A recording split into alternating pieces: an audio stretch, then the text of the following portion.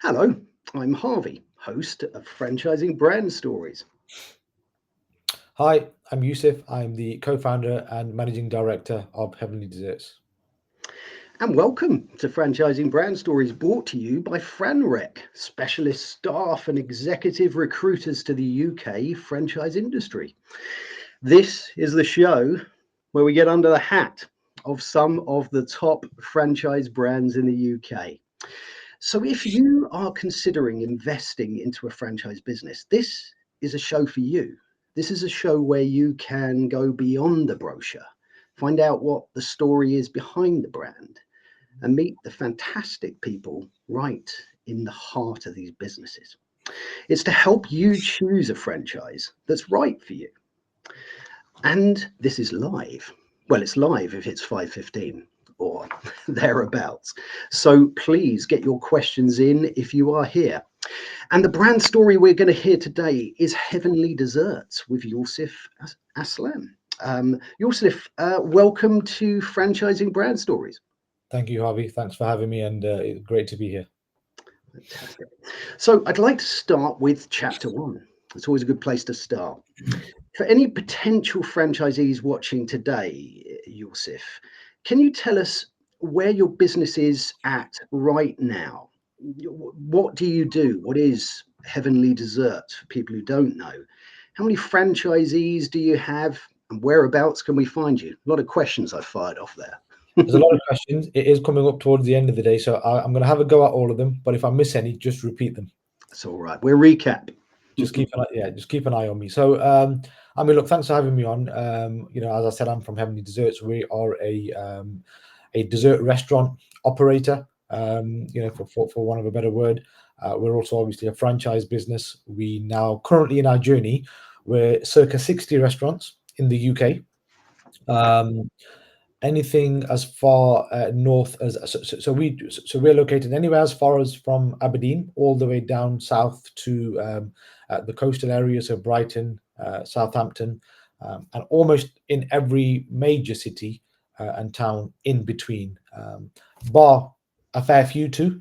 But if you mention any major city or a town, it's quite likely that we are trading there. Um, we landed in Canada around about 18 months ago, under a franchise model. So that was our first international territory, which has been a very exciting journey for us. So we're currently trading with one franchise operation there. We've got a second location which is currently in build at the moment. So we're hoping for a launch at some point in autumn, followed by a growth pipeline of a further 10 to 12 new restaurants in the Canadian market between now and the end of 2025. So that's where we're currently at, in a short summary. Wow. I mean, that's a fantastic introduction, and thank you for that. If you have just joined us, this is Franchising Brand Stories, brought to you by FranRec, and they are the UK specialist for executive staff within the franchise industry. And today we are talking to Yousif from Heavenly Desserts. And we're just about to get into the main part of today's show, which is chapter two. And this is really where we get into the real story of Heavenly Desserts. And this is the part where we really encourage you to ask your questions if you're here, and get involved. And it's fantastic when you are here.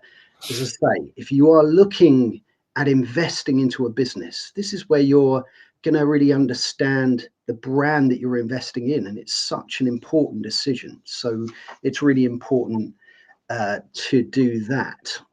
We have a couple of people here already, so we will put those up on the screen. And while we're doing that, we are going to now get into chapter two, the main part of the story here. And Yousif, if it's okay, I want to take you back in time now. So, you've spoken here of a fantastic business, and it always makes me hungry, by the way, but a fantastic business of 60 sites, international expansion. But where did it all begin for you? And where did the story of Heavenly Desserts start? Way back in 2008 is when the business was founded. And often when I think back to that particular period in time, it feels like it was a different world. And actually, if we look back now, it really was a different world. And what do I mean when I say that? So, I mean, as an example, TikTok and Instagram, which are probably two of the most well-used social media marketing platforms, didn't even exist when we were founded. So if so that's why when I say it felt like it feels like it was a different time and a different world, it really was. So it was also a time when we were kind of still feeling the impact of the then credit crunch or the recession, which again, it was the characteristics of that recession versus the one that we've just kind of come out of or are still in were very different. So that's when we were founded. We spent a couple of years. So we were founded in Birmingham, in the Midlands. We then spent a number of years trading in Birmingham before we then branched out into our second site, which was in the city of Derby, which is where our head office is now based as well. And between sort of 2008 and 2016 is when we saw steady and organic growth. So at this point, we were, not franchising. The first site was corporate owned, as were the ones that followed. So we opened in Derby, followed by another one in Leicester in 2013, and then we had a bit of a break because by this time we had a handful of restaurants trading, managing multiple sites. Wasn't a challenge, but it was new to us. So getting the consistency correct in operations, in service, in the food quality, etc., was a journey in itself. So we then went on and opened our final corporate restaurant in Nottingham, again in the Midlands, in 2016, and by the time 2016 came around, the dessert cafe, parlor, restaurant, whatever terminology you want to put to it, started to see some traction. Because when we originally were founded, the concept of a venue that had a menu just dedicated to desserts, open 7 days a week, pretty much 365 days a year, didn't exist, right? Which is probably why in our early years, it took a period of time to really get some traction going, because it was a concept that was unheard of, especially then. So typically, if during that period in time, if customers went out for dinner or lunch, it was quite common for them to have all three courses at that one particular venue, right? But of course, that we now live in a very different world, and now going for dinner in a particular food venue and then going to another venue for desserts after is very much a trend and part of the culture now. But yeah, 2016, we were finding that there was a number of competitors starting to creep up, whether it was in and around our locality or around the country. And it was really that moment in time when we realized a couple of things. One, that we'd built up a respectable reputation within the little territory of the Midlands that we were trading in, but also the fact that we'd crafted and created a profitable business model. And really then it was the point in time when we decided, okay, we decided that we had an ambition to grow the brand. And then it was very much a point in time where we were deciding, okay, are we going to continue expanding via corporate sites? Or actually, are we going to go down the route of franchising? And that was actually an interesting period, because there were lots of internal debates going on.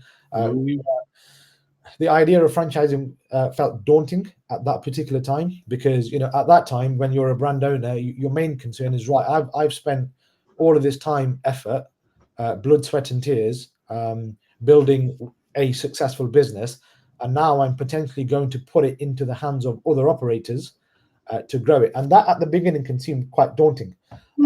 Yeah. But then we realized that if we were going to go towards the direction of corporate growth, that would have been a lot more slower because it would have been dependent upon us, raising and investing our own capital. But not only it would have been slower, but there would have been a higher risk because of all our own capital at stake. So Sure. lo and behold, after lots of deliberation, we landed on the idea that, look, some of the best brands, whether that be in the F&B space or retail or automotive industry or whatever, some of the best brands in the world were operated as franchises. And then that's when we made the commitment that actually, if we do it right, and we don't take cut corners, and we build our franchise model and our business with the correct foundations, it will be a success. And then that's the journey that we started with. So we made the firm commitment in 2016. By this time, we were actually already, Harvey, getting organic inquiries, right, from members of the public who had interacted with the brand as customers. So we were already getting organic inquiries, knocks on the door. Hey, are you franchising? Would you consider franchising? So that was also kind of a bit of a light bulb moment as well. That period. So lo and behold, made the decision in 2016, onboarded our first set of franchisees, and went to market in 2017, which is where we opened our first set of franchise sites. So we opened in Liverpool, Oxford, and Northampton. So in 2017, these were the three new sites we added onto the estate, and they were our first set of franchisees. And since then, it's been an incredible journey. That's brilliant. I mean, what stuck out for me there about your journey is, having spent quite a lot of time organically growing the business, developing the business yourself.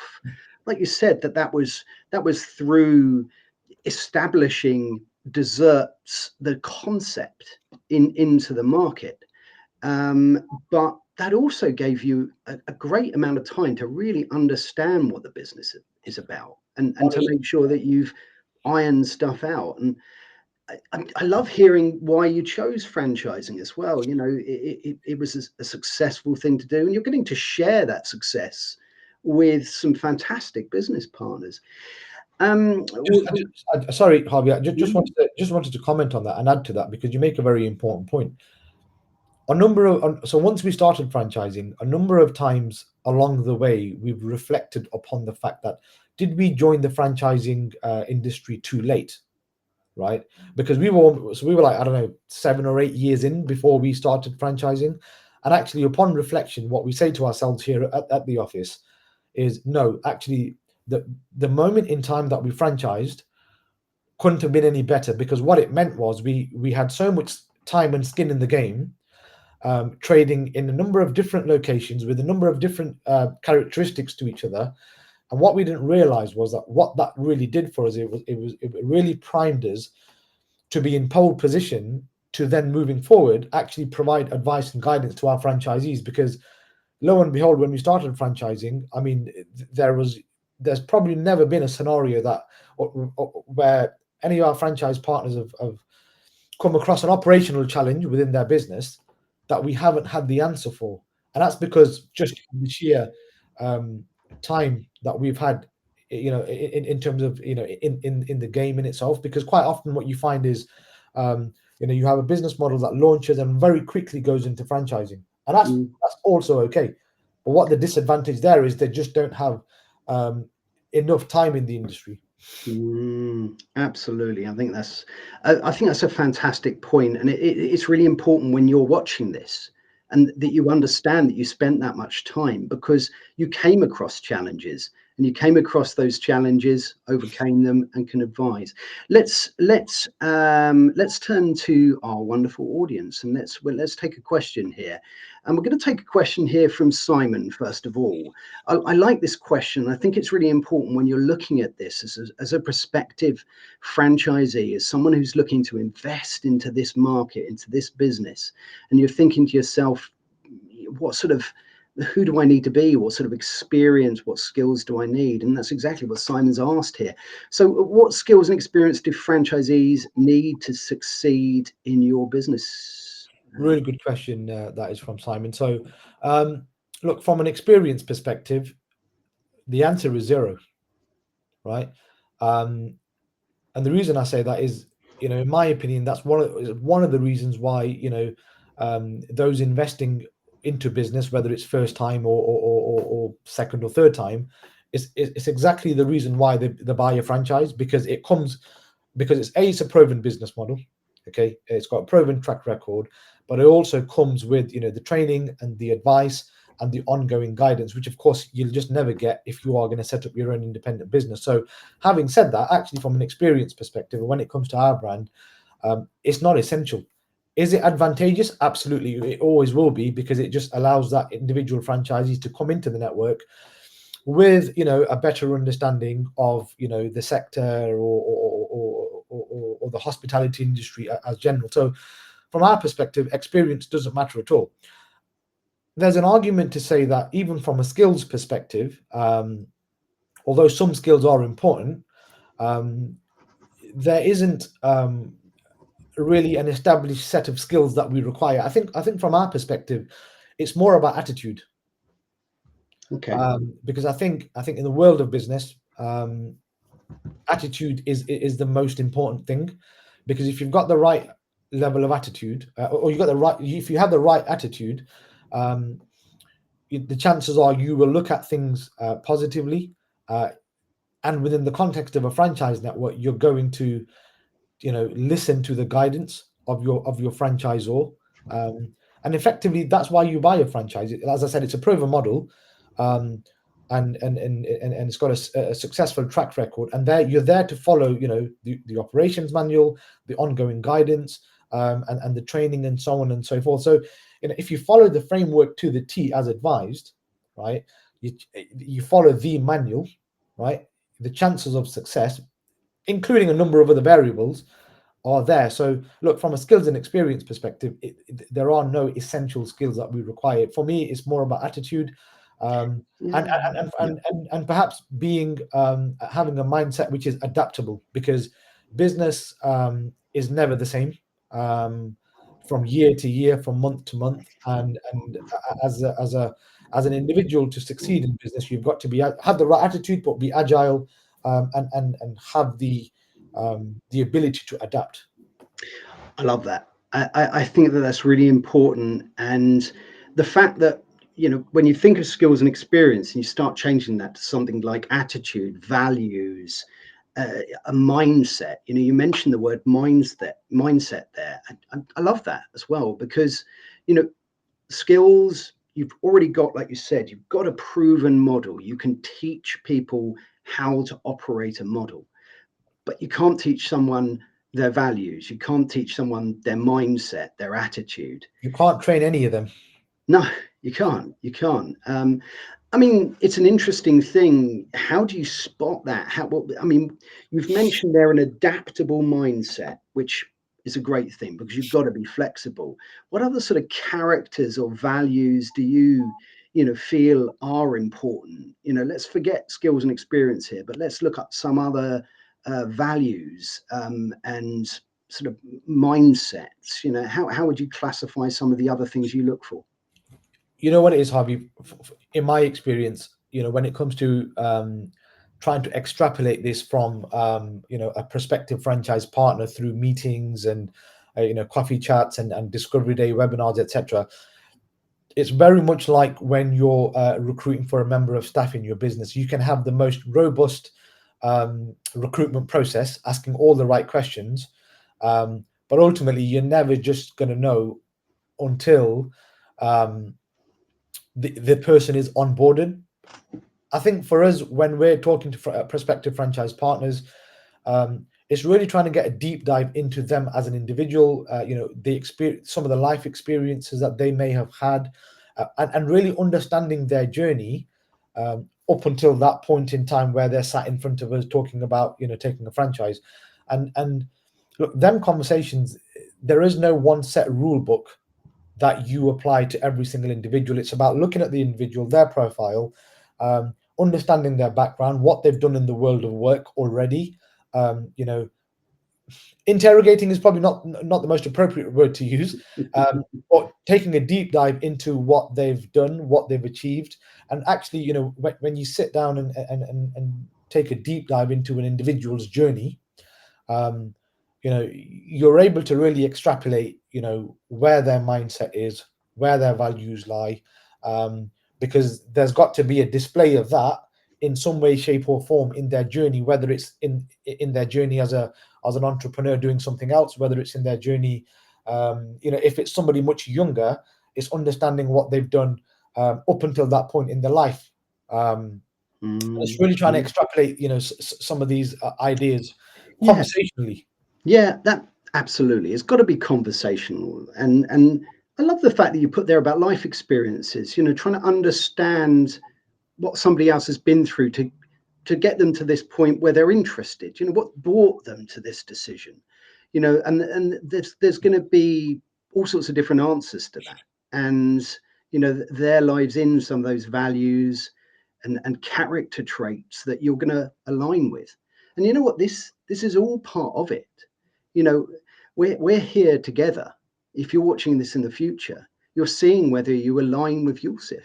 And Yousif is one of the founders of this business, and this is what this is partly about. So fantastic stuff, love it. Let's put a couple of things up here while we were. I'm going to put a comment up from Simon in a minute, but Mara from Italy, great to have you here. And she's put, do you think that coachability could be a necessary skill? I know you said adaptability is something that you look for in someone's mindset, and I would have thought those two things lie within the sort of same remit, don't they? Look, yeah, they do. It's actually a really good question, because whilst you know, adaptability and coachability kind of almost sit in the same ecosystem, and there's probably, you know, a lot of crossover between the two. It's actually a very valid question, and the answer is yes, because at the end of the day, you know, you've got to be coachable, and to me, I think that's a universal principle, not just in the context of a business or a franchise model, but even as individuals on a day-to-day basis. If we are to continually evolve, adapt, develop, work on all the areas that you know, we need to get better at, you've ultimately got to be coachable, because the opposite to being coachable is not being coachable, right?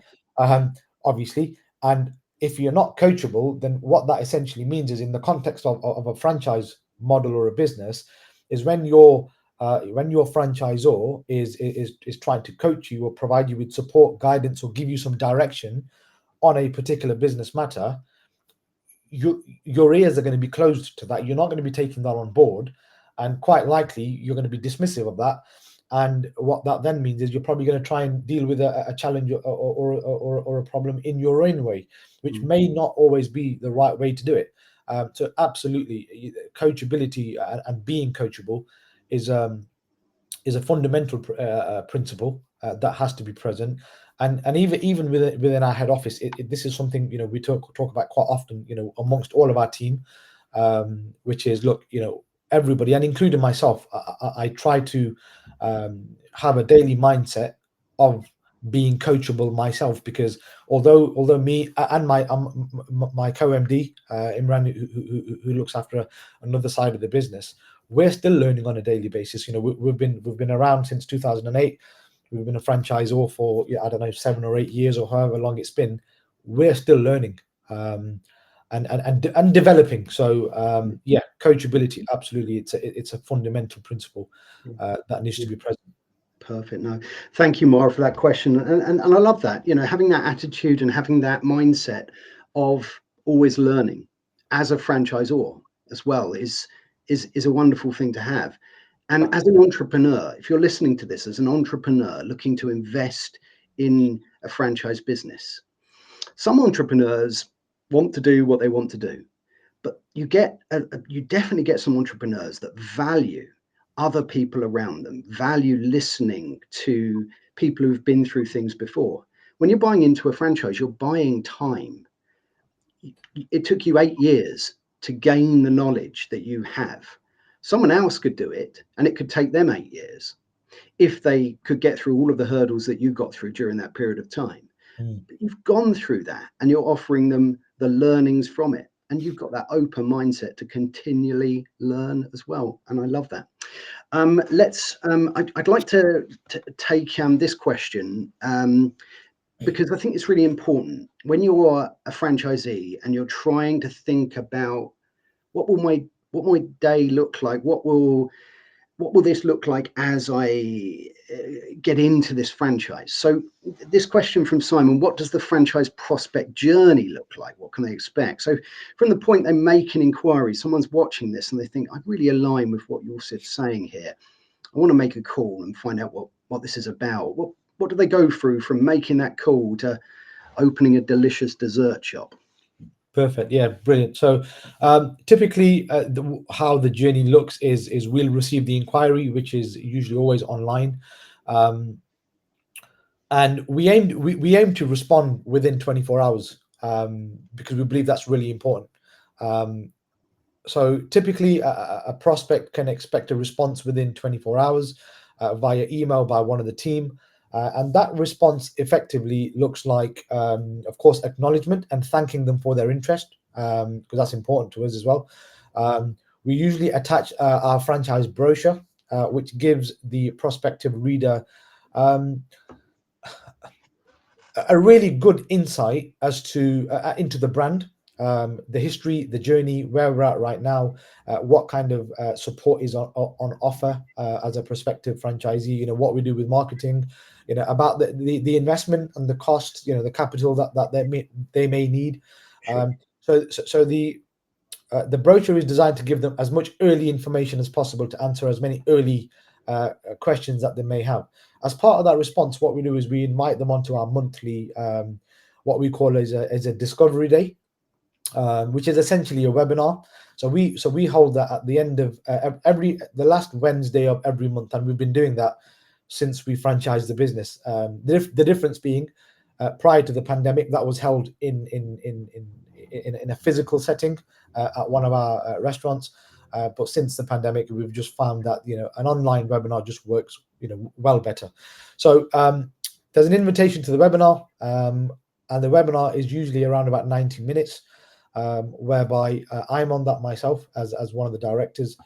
So I normally do the intro, give an intro into the brand, and then we have heads of our key business functions on that particular webinar. So marketing, operations, development, and again, the idea is really to give the prospect a real deep dive insight into what they can expect from anything, as I said, from marketing. So pre and post marketing support, an insight as to what the training is going to look like, what before they open, the guidance after they open, and how we support them along the way. So effectively, we offer a turnkey solution from when they come on board. So when a prospective franchisee comes on board, we will take the journey from right at the beginning, which starts with site search, site evaluation, securing the lease for them, negotiating with the landlords, the interior design, build, construction, training,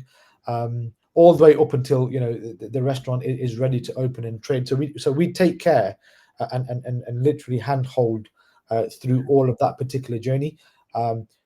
But the journey begins when the doors open. Yeah, of course, yeah. And of course, as part of the webinar, we give a detailed insight into that. So the webinar is usually about 90 minutes. And of course, at the end there's a Q&A, and usually there are not a lot of questions because it's actually quite in depth. But of course, we do get questions which we take.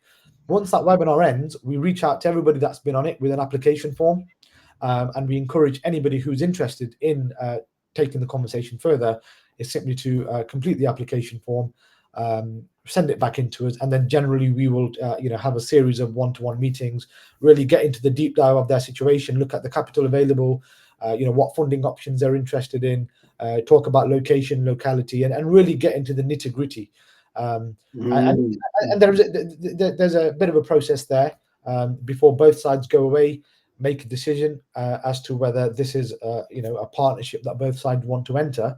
And if the answer to that question is yes, then there is a formal agreement which is executed, and the site search begins. Fantastic. I mean, that's great. I mean, what sort of timescale are you looking at from sort of inquiry, if it goes right the way through to opening a store? You know, we're talking sort of weeks, months. So I mean, if I look back at the journey so far, if I was to put an average time span on it, I'm talking about 9 months. Sure. Yeah. However, having said that, we've had a franchise partner come on board, and I've been up and running in 6 months. And Yeah. equally, we've had partners come on board who, it's taken us 12 to 15 months to get them up and running. And really, the variable there is just availability of the right type of location in that locality. So that's the only real variable that determines the length of time. Absolutely. You've got to get it right. And it's different. It's a different amount of time for different people for different reasons. And it's good that you're adaptable and that you work with people to make sure it fits with their time. If you have just joined us, this is Franchising Brand Stories, brought to you by FranRec, specialist staff and executive recruiters to the UK franchise industry. And today we're talking to Yousif from Heavenly Desserts. And it's been a fantastic conversation. If you scan the QR code that is on the screen now, it will take you to a replay of this conversation. And therefore you can come back and watch the beginning of this if you have just joined us. So I'm going to put that up now. A question that I wanted to ask you, Yousif. If I'm a prospective franchisee and I want to imagine what my day is like, so I've gone through this fantastic journey, I've worked with you, I've got to know you, and you're the brand for me, and I've opened my doors, and it's a typical day in my business. What does that look like for a franchisee? It can vary. It is very much dependent on how the franchise partner in question has decided to operate their business. We have a number of scenarios. Most of them are common. Scenario number one is, a franchise partner has decided that from the offset they're going to be hands off, and whilst they've been through the training, they're going to employ a manager who's going to run and operate their business. Scenario number two is franchise partner decides, no, I'm going to be hands on, and I'm going to operate and manage the business myself. So it really varies. I'll focus on the latter, which is I was going to say it's probably the most common, but again, it varies. So if there's a franchise partner who intends to operate it themselves, look, like any entrepreneur, it's about wearing. You will be wearing a number of different hats. Oh, I approve of that. And you'll probably know all about that because you're wearing a hat now. So, and every day will vary, right? So it really just depends on the role they decide to play. Ultimately, if you're going to operate your business yourself, you will always be in a management capacity. So you could expect to be dealing with staff on a daily basis. You can be dealing with supply chain. You can be expected to be placing orders with the supply chain. Liaising with head office. All of our franchise partners, depending on regionally, have an assigned area manager who is basically there at the end of the phone call to provide support and guidance in whatever matters necessary. So yeah, it's hard for me to say what every day looks like because it's varied. But typically, you will be spending your days dealing with liaising with staffing matters, of course, serving guests because that's what the business is about. And in between doing that, also planning and looking at how you can grow your business in line with the tools and the frameworks that we provide. So it's a real arena for development. I believe that the developmental journey for a franchise partner really begins when they open the doors, because they're now starting to, especially if they've got no experience in doing this, they're now learning how to deal with employees and taking care of employee needs, because that's one of the most important aspects of this business, right? We've all heard the saying, you take care of your employees, they will take care of your guests. That's a true statement. So, anything to do with, by the end of it, they end up becoming HR experts. because you've got to know what you're doing. And like I said, between that, ensuring that guest service metrics are being met, guests are leaving happy, because happy guests turns into more happy guests. And yeah, so it varies, but is it exciting? Yes. Is it challenging? Yes. But that's where development happens. Fantastic. I love that. And I particularly like the fact that you've got this great care of your employees, the people that work around you, because really, if you look after the people that work with you, bring them up, you understand what their needs and requirements are. They're looking after your business for you. And it's fantastic to hear that that's such an important part of it. And development as well. I mean, we've got a question, actually, I think I'm going to bring up, because development in various different ways, that can mean growing that business. You said there that you've got perhaps a little bit of time to work on your business as well. You've got this system, maybe you've got a manager in there as well, and you've got the time to think about how you can develop that franchise business. Whereas if you'd grown your own business, you just don't have the headspace or the time. I'm going to bring up a question here by Stephen Hopper. Hi guys, sorry I've just joined late. Steve, CEO of Plain Burrito, big fan, Yousif. Are you looking only for multi-unit franchisees, or are you offering single unit? I wanted to bring that up because it's interesting to hear your thoughts on people that just want one unit, or people that have got aspirations to grow. What's your sort of take, and what type of franchisees are you generally having in your network? So I want to begin by saying hello to Stephen, and telling him that I'm also a big fan, and I'm keenly observing his growth, and we're looking forward to all the exciting things that Plan Burrito do in the space and the world of burritos. But coming back to the question, so it's both, and I believe there's no right or wrong answer to this. I know various different franchise models who prioritize one over the other. But if I reflect upon our journey, our methodology with this has been, look, okay, fine, whoever comes through the door, providing that we're able to understand that they are the right type of partner. If they want a single unit, fine. If they want to begin with a multi-unit agreement, that's also fine. Because if we were to go back and change that method, if we were to go back in time, we wouldn't change that methodology, because what's happened and what we have found is we've always, and we still try to do this, we've always tried to lower as many barriers to entry as possible, right? Because let's face it, some prospective franchise partners don't have the capital to commit to a multi-unit agreement, right? But they have the capital the capital and the appetite to commit to one, but do it really well. And like I said, if I reflect back upon our journey, we've got numerous franchise partners that came on board as a single unit franchisee, right?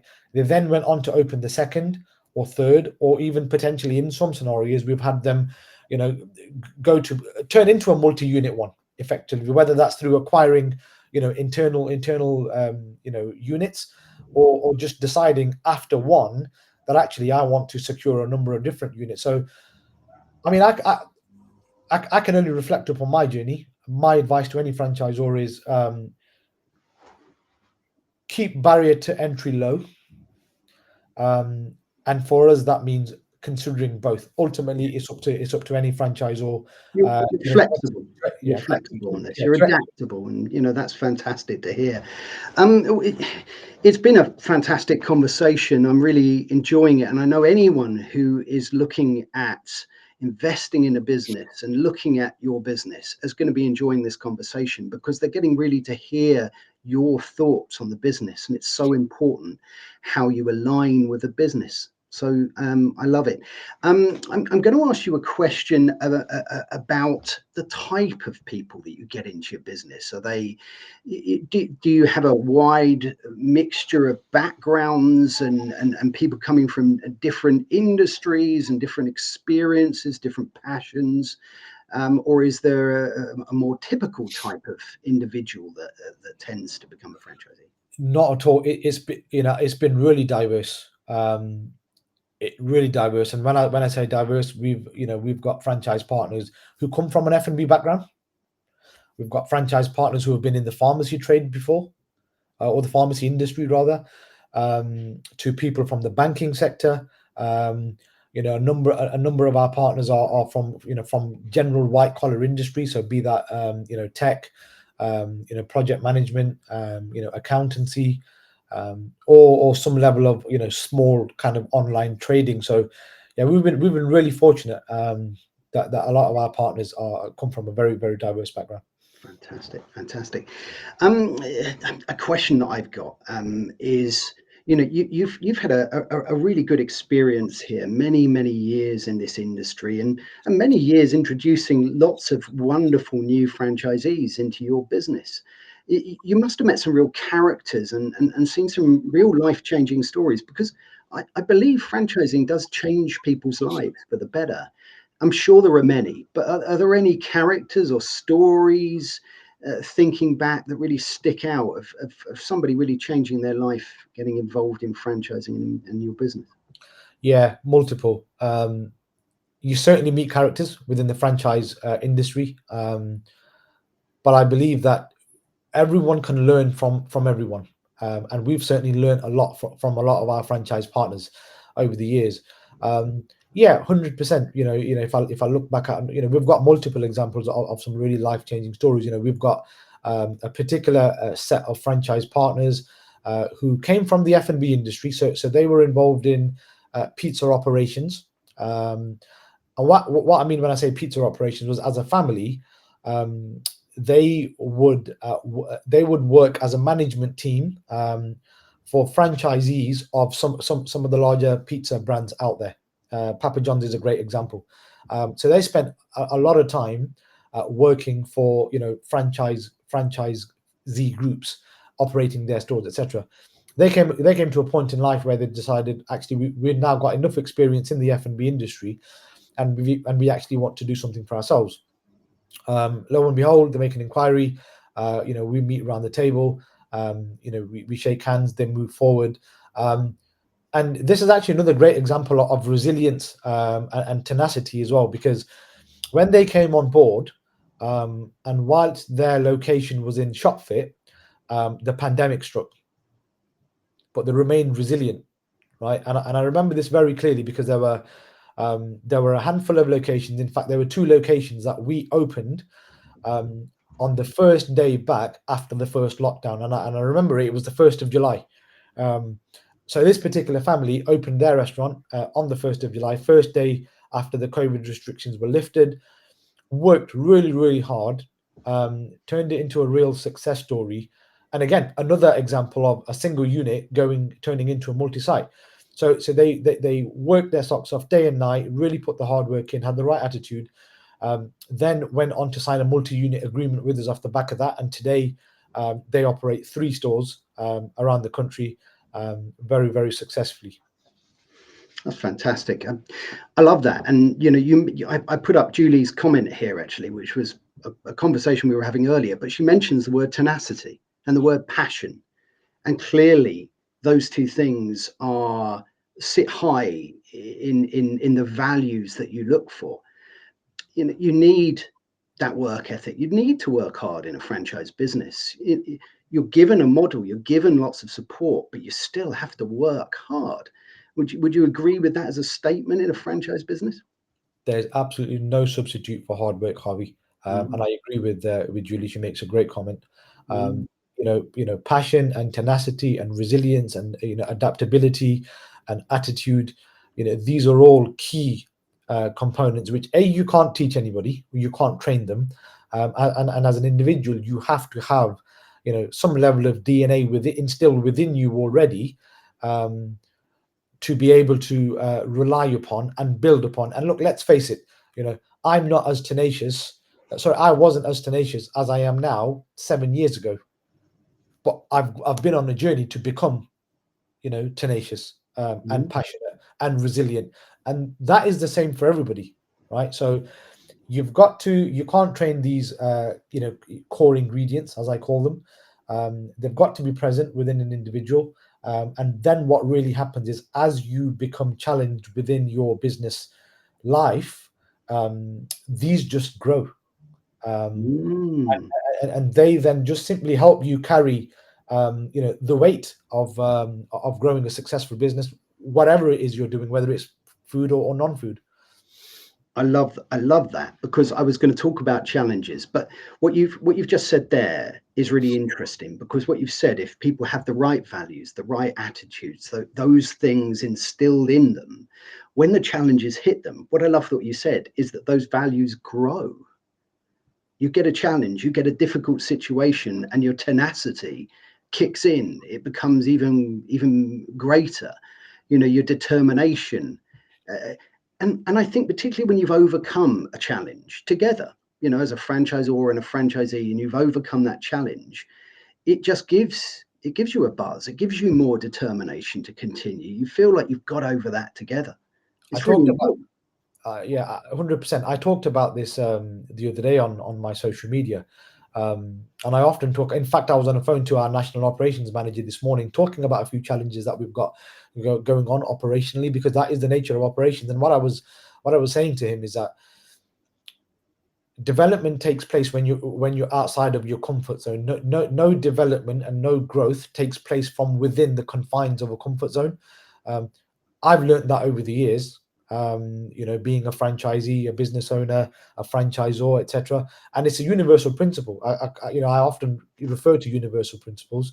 And you take that statement and bring it into the context of a franchise business. It's the same. So let's apply that to the journey that some of our franchise partners have had. Alongside us as a franchisor, we all had to remain resilient, tenacious, and passionate during the pandemic. Yeah, to keep business moving forward.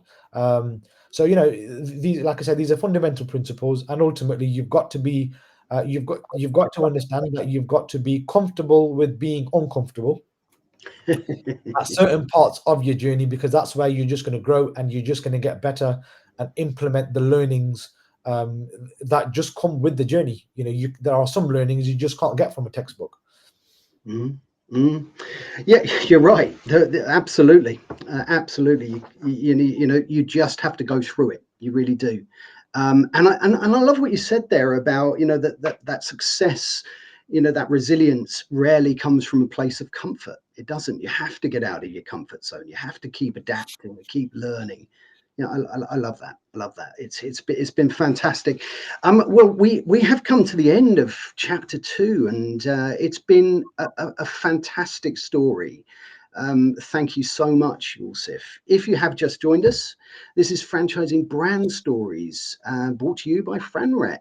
And they are a specialist staff and executive recruiter for the UK franchise industry. And today we have heard the story behind Heavenly Desserts. It's been a fantastic one. Please catch the replay.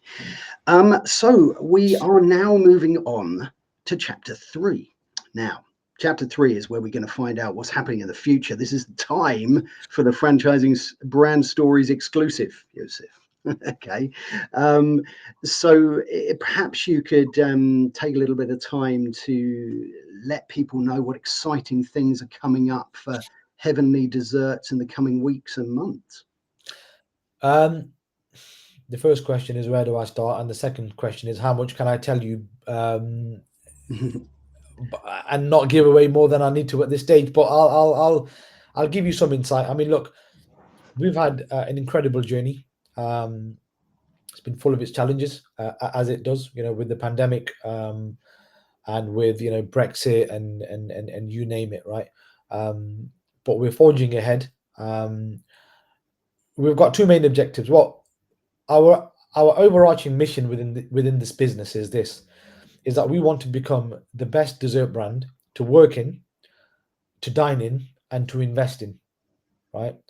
And that is our business mission, and that's what we work towards when we all come in here on a daily basis. And you'll note that there's 3 fundamental stakeholders within that statement. right? There's to work in, which is our workforce, all the way from head office all the way down to restaurant floor level. Our guests to dine in, and then our franchise partners to invest in. So these are very large buckets, and given where we're at now and where we want to go in order to achieve that mission, is we're focusing on UK growth. So whilst we're anywhere between Aberdeen and Brighton, there are still swathes of territories which we have available. Lots of opportunities in London. We're only 7 or 8 locations in London at the moment, with more to come. The coastal areas, are a great opportunity, and even within the north and the Midlands of the country, there are still some really key territories and locations that we've got available. So over the next 5 years, it really is to press ahead with that growth. We've got a target to reach 75 trading locations globally by the end of next year. We're very much on track to hit that target, and then the year after that, it's to hit 100 sites globally. So UK growth is continuing. We're now looking to and really excited to develop our Canadian territory. We've got a plan for that to spill over in the States, which is the big prize. And we've very much got many irons in the fire and works in progress to ensure that we're able to spill over into the States. And we've got a number of conversations going on there. We launched the first location in South Asia, in Pakistan, in a number of months' time. That's a project that's been ongoing for quite some time, but now we're ready and close to opening that. We're on the ground looking for sites in Germany. We've got a fantastic franchise partner there to really grow that side of Europe, and more. And look, we're interested in talking to the right franchise partners in the Middle East, which is a fantastic market. We've got some conversations happening at the moment, but ultimately there are still opportunities available. So really, it is to take what we've done. So the future for us really is to take what we've done in the UK and replicate that globally. Because, and I often talk about this, that if we look at various sectors within F&B, so if we look at the burger space, the pizza space, the coffee space, there are some globally recognized giants in that space, legacy brands that have been around for 50, 60 years or more. When we look at our space, i.e., the dessert, cafe, restaurant space, it's a fairly new phenomena globally. It's an industry that's in its adolescence still. I mean, despite the fact that we've been around for 16 odd years or whatever it's been, globally it's still a very, very new market. And as a result of that, there actually isn't any globally recognized dessert restaurant operator. You've got the likes of Haagen-Dazs, who are predominantly a retail product, and have got cafes dotted around the world. But actually, as a dessert restaurant operator, there isn't a globally recognized brand. Not yet, hey? Not yet. Not yet. That's fantastic. Sounds really exciting what's coming up in the future. Expansion and support here in the UK, and some really exciting things all the way around the world as well. I've put a QR code up on the screen right now that will take people to the franchising section of your website, Yousif. And before we finish up today, if you'd just like to leave people with your final thoughts after today's episode, and then I will talk about who's on next week. Thank you, but I'll answer with a question. Any particular area that you want me to focus on, because that's quite a broad question, and it's important for me to deliver the value for the listeners here. So, is there anything in particular from a final thought perspective that you want me to focus on? I think it's just a message to the people that are interested in your business. They've heard your story. It's been a fantastic story, and I think really, I suppose, if listen to what has been said today, understand what those values are, and reach out, and you'll get to meet Yousif as well. So Yousif, thank you so much for your for your valuable time today. I'd like to thank everyone who's been here live, everybody who's going to look at this in the future. It's a very important part of your decision-making process to understand the people behind the brand. So thank you for joining us now, and thank you for joining us in the future as well. So next week on the Franchise Show, Tuesday, 24th of September, we are going to be discussing franchise competition with Amrit from Wolfinch. So that's going to be a good one. And please join us next Thursday for Franchising Brand Stories, when we're going to find out what's under the hat of We Love Pets with Ryan White. So I hope you can join us next week for another fascinating brand story. And until next time, take very good care. Cheerio. Thank you for having me.